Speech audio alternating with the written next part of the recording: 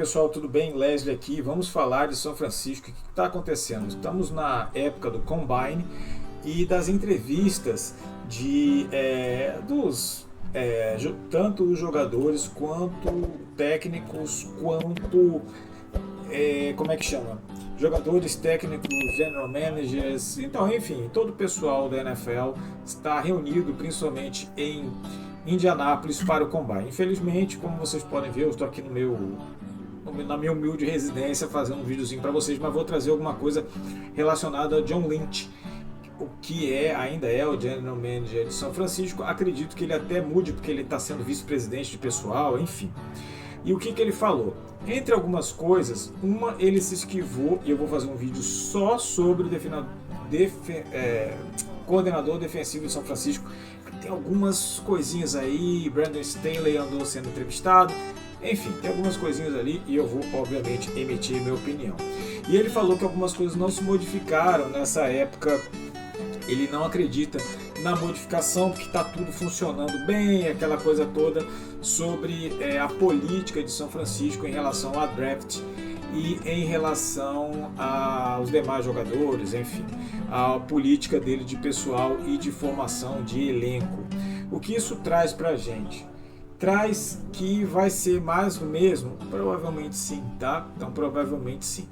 E o que se reflete isso no dia a dia e em São Francisco é o seguinte: eu fiz aqui uma análise dos últimos drafts desde que John Lynch chegou em 2017, tá? Então, desde então, ele e Kyle Shanahan, o que eles têm feito com relação ao draft. Vou trazer para vocês aqui os números e vou trazer mais ou menos a minha opinião. É o seguinte: se a gente for lembrar, vamos lembrar o que aconteceu nas últimas 3 temporadas com São Francisco, como ela acabou, só para a gente lembrar rapidamente, tá? Todas elas acabaram mais ou menos da mesma forma, claro, em níveis diferentes, tá? Vamos lá. Como é que São Francisco terminou a temporada de 2000? Veja bem, agora o último foi 23, 22 e 21. Vamos lá. 23. Não vou entrar aqui no mérito se a jogada foi chamada certa ou não, porque na minha opinião, você já sabe, a chamada foi errada, aquele passe na última jogada, enfim. Do lado direito, Chris Jones veio livre da linha ofensiva. Bom, acabou ali, Brock Purdy teve que correr. Lembrando que por 9 vezes alguém veio livre da linha ofensiva e o Brock teve que se virar. Complicado, né? 9 vezes no Super Bowl, no principal jogo, mas enfim. No ano anterior, Hassan Reddick quebrou o braço, né? Causou lesão na final da NFC e o Brock teve que inclusive fazer uma cirurgia. Então, lembrando, Brock Purdy foi ao Super Bowl no ano seguinte de ter feito uma cirurgia no braço que ele lança. E as pessoas ainda dizem que ele não é um bom QB. Mas enfim, isso é papo para outro ano. No ano anterior, final da NFC, último jogo, é isso? Último lance, São Francisco perdendo, precisando ganhar do Rams. O que aconteceu? Aaron Donald entrou pelo meio da linha ofensiva de São Francisco e sacou um hit em Jimmy Garoppolo. Então, assim que acabou. Ou seja, a linha ofensiva de São Francisco é um problema já há muito tempo.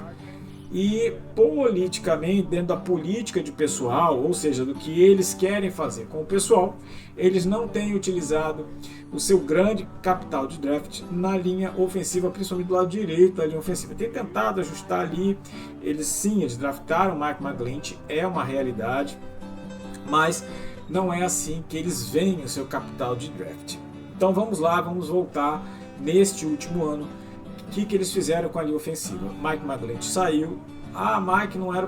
Tudo bem, concordo que o Mike McGlinchey não era a melhor solução para aquela linha ofensiva. E estava muito deixando a desejar para um cara que foi draftado no início do draft, em 2018. Ele não veio corresponder ao que as pessoas esperavam dele, concordo. E aí tentou-se ali e utilizar o Colton McVitz, que também não era lá maravilhoso, mas era um jogador ali como reserva. Acho que ele poderia funcionar como reserva, mas o restante da linha não funcionou e tentou-se ganhar o restante da linha todo na Free Agency. Então vamos lá, vamos fazer uma recapitulação da linha ofensiva de São Francisco. Trent Williams, tá? Não tem o que dizer, left tackle. Aaron Banks, draftado. Jake Brendel, free agent, veio como center. Até sólido, tá? Um cara inteligente, jogou o que dava ali, tava tudo bem. Right guard, Spencer Burford, que era tackle no college, foi para lá, mas não jogou bem. E aí eles trouxeram o John Feliciano, que jogou muito bem, inclusive, tá? Os índices deles, os números dele no Pro Football são excepcionais. E do lado direito foi Mike McGlinchey e depois o Colton McVitz, e que não funcionou bem ali. Ele estava abaixo dos 60% em todos os índices do Play Football. E aí o que acontece? Se você não mudou a política de pessoal, você vai continuar com esse problema. Vai tentar pegar alguém, buscar alguém na Free Agents e torcer para aqueles que você draftou durante a sua carreira, né, dentro da sua carreira, dentro da organização, eles funcionam. Então vamos lá ver quem foram os principais draftados nessa era. Começou em 2017, vamos lá. 2017, primeiro draft da era Kyle Shanahan e John Lynch. Solomon Thomas, defensive tackle, que foi um bust, não foi exatamente o que se esperava. Ele que veio de Stanford e hoje já jogou aí em outros times, já jogou no Raiders e nos Jets, enfim, tá aí. 2018, Mike McGlinchey, right tackle, não deu muito certo, até jogou de forma razoável, 1 ou 2 anos e depois foi embora. 19, Nick Bosa, defensive end. 2020, Javon Kinlaw, defensive tackle. 2021, Trey Lance, e aquelas trocas todas. Alguém teria dúvida que se fosse hoje o draft eles seriam draftado Micah Parsons? Acho que ninguém tem dúvida, né? Até porque era o melhor jogador que ele tinha ali. 2022, Drake Jackson, na segunda rodada, mas foi o primeiro escolhido. E em 2023, o primeiro escolhido, Jair Brown, safety. Se você pegar todos eles aqui, Mike McGlinchey foi o right tackle, todos os outros foram defensivos. E vamos pegar aqui, é claro, quando a gente pega todos os drafts, todos os jogadores draftados, nós tivemos 28 jogadores ofensivos e 29 jogadores da linha defensiva, do campo defensivo, do lado defensivo. Isso de 2017 a 2023. Não parece uma discrepância, tá equilibrado, mas não é exatamente assim, tá? Por quê? Porque é o seguinte,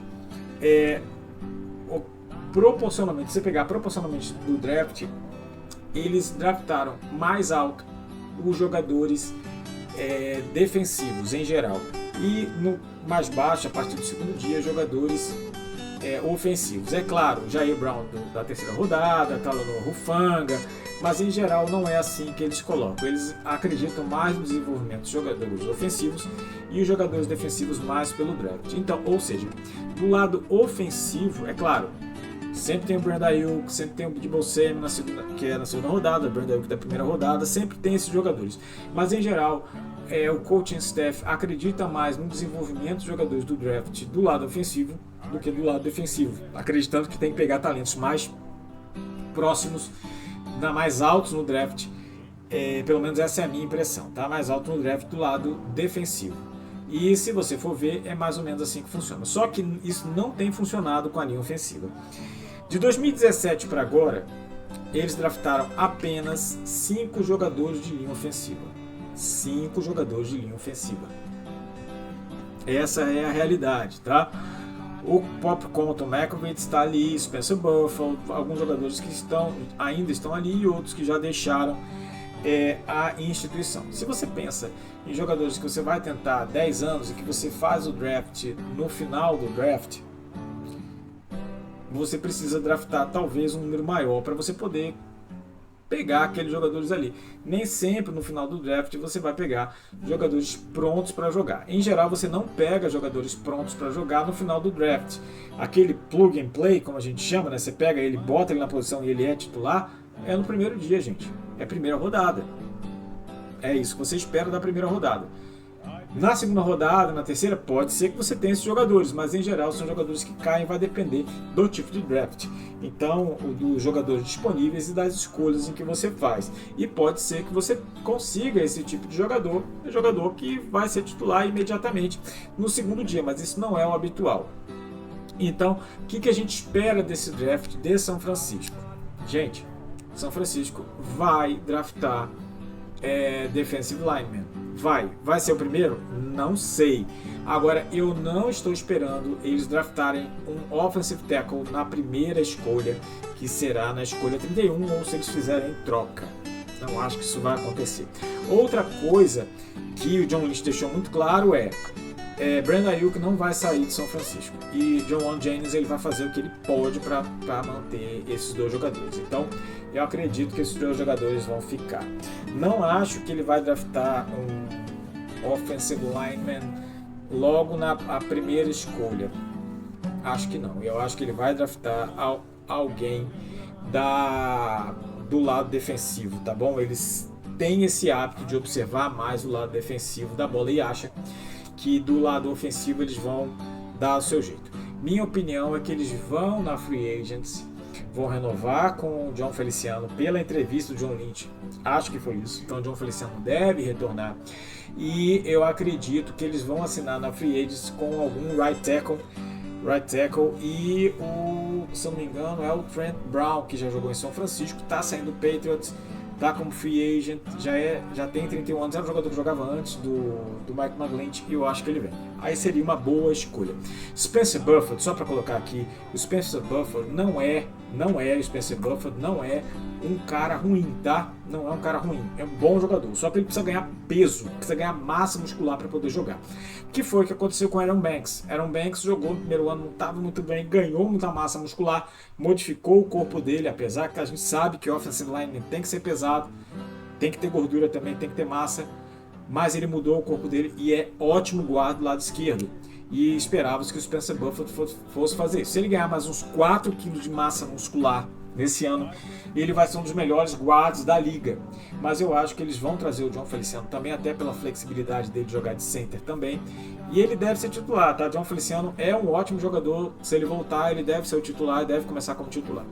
E eu acho que na Free Agents eles vão jogar forte no Trent Brown e tentar trazer o Trent nos dois sistemas da linha ofensiva e tentar solucionar. Mas eu volto a fazer um alerta aqui, que eu já fiz antes, tem outro vídeo. São Francisco precisa de modificações importantes, caso contrário não vai chegar ao Super Bowl. É um jogador, não é modificação importante mesmo. Caso contrário, não vai chegar ao Super Bowl. E faço um alerta, nenhum time da NFC perdeu o Super Bowl e voltou para o Super Bowl no ano seguinte. Isso nunca aconteceu. Ou seja, ou faz modificações importantes, ou você pode ter certeza que São Francisco não chegará lá, tá bom? Deixa aqui a sua opinião, aquela coisa toda, se inscreva no canal, dá um like no vídeo, aquela coisa que vocês já sabem, por favor, para ajudar a gente aqui. E vou trazer também algumas coisas sobre essa história de entrevista de coordenador defensivo. Vou trazer para vocês aqui no outro vídeo, tá bom? Um abraço a todos e até a próxima.